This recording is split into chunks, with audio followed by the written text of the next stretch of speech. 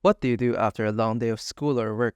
Do you get up and do what you actually need to do? Or do you scroll forever until it's 3 a.m.? Some of your moods help you get productive, like passion or joy, but some, they turn you lazy, like stress, loneliness, or burnout. This is why I made Mood Journal, complete with all the statistics you need so you can track your mood and learn your productive and anti-productive tendencies. In this video, I'll show you how to use Mood Journal. Let's write our first entry by clicking the New Mood Entry button. As you can see, the new entry appears here. You can set its entry date, ask yourself how do you feel, and see various moods and add activities related to that entry. For example, let's name this mood entry as I want something burnout related, so let's put I overworked myself again. And so how do I feel? Let's put here disappointed because we just hurt ourselves. We can set the activity to study and the related area appears. If you want to add a new activity or mood, you can just add these on the go. So let's add burnt out here as the mood, since after overworking yourself, you're now burnt out. After making the new mood, the default icon is wearing shades, which doesn't really fit the burnt out mood. So let's change that. Let's click the new mood, choose a new icon, and now it fits the emotion better. Returning to the home page, you can also add a note to self. Think of it as a time capsule that you will read here in the inbox when the right open date arrives. Entry date is the date of writing, so that's today, August 11th. Open date is the date of opening. We can set that to tomorrow, August 12th. In the moods property, we write what we're feeling right now. What I like to write here are either motivational messages like you are strong with a joyful mood, tips like learn to take a break with a disappointed mood. Or if you're the type that gets motivated by self-placed expectations, you can also write something like today should be your 5-day gym streak, don't disappoint me. Set the mood as passionate. Let's set the open date to be tomorrow, and when we get back to it tomorrow, it should appear in the inbox. And then let's press send to clear them from here. Now let's see what happens to the statistics. Remember a while ago we added 1 mood entry and 3 notes to self. You'll find it here in the entry counter that now it says that the total entry count is 1 mood entry and 3 notes to self, which is correct since that's what we did a while ago.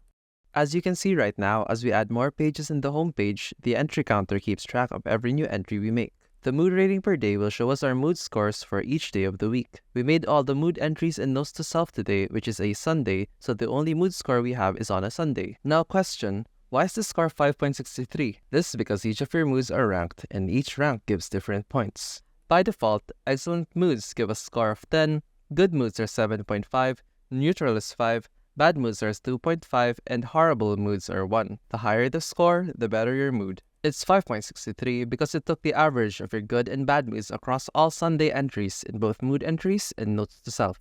Let's test it out even further. If we had different entries, let's say this Monday's mood was really bad, Tuesday was still bad but not the worst, Wednesday was meh, Thursday was good, and on Friday we were at the best mood. This is what their scores look like. As you can see, Monday is 1, Tuesday is 2.5, Wednesday is 5, Thursday is 7.5, and Friday is 10. Which correctly matches the point system we mentioned a while ago.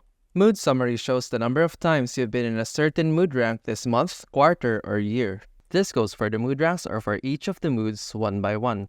The editor page is where you can control the moods you made on the go and other things. Think of it as a setup page. Just to show you how the editor works, let's add the newly made burnt out mood to a Saturday mood entry. Remember, this burnt out mood is new and isn't attached to any scoring system. That's why in the statistics page so far, Saturday is 0. In the mood ranks editor, you can add as many mood ranks as you want and freely change the scores of any of them. Say for example, let's create 6 anti-productivity and let's set it as -10 because it's so bad.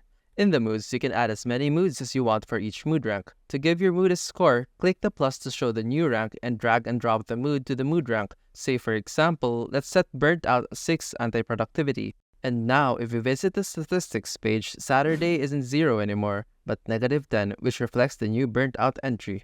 In the editor, you can also set your areas and activities. Each activity contains the mood entries and notes to self related with this activity, which is study, for example. The same goes for areas, which contains the activities, which in turn contains the mood entries and notes to self.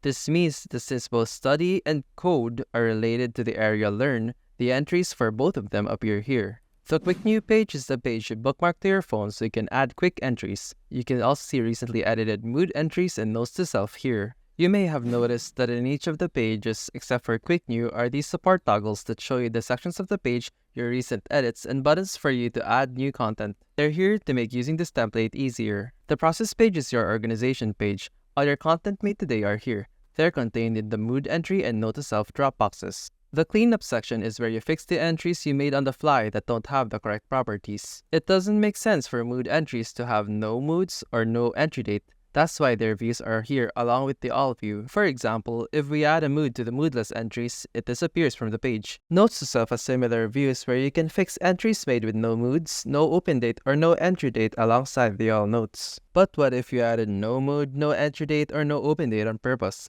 If so, that's what the send checkbox is for. It marks that you actually intend to write the entry, mood entry, or note to self that way. This is why the send checkbox is present wherever in the template we add new entries.